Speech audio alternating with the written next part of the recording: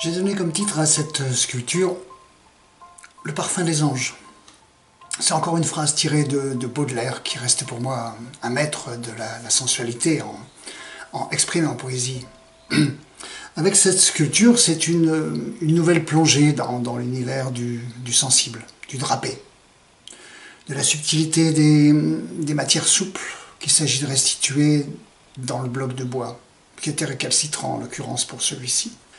Et puis le jeu de séduction, inconscient ou pas, du modèle, qui se traduit en énergie pour le sculpteur.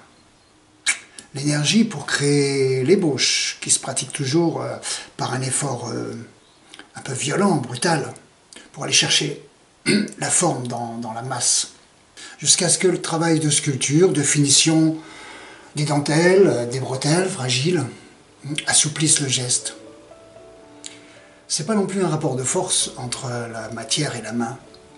Non, mais c'est plutôt une complicité. Et le mot n'est pas trop fort. C'est une sensation que je rencontre également dans le modelage, qui deviendra bronze. Et cette sensation, je l'ai vainement cherchée dans la pierre.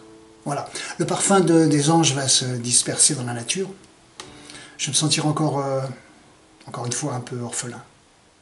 J'attache beaucoup d'importance au support, qui sera la mise en scène de ma sculpture.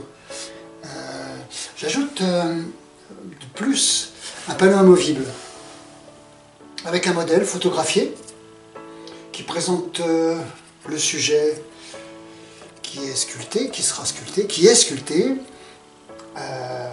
pour une sensualité un peu plus marquée.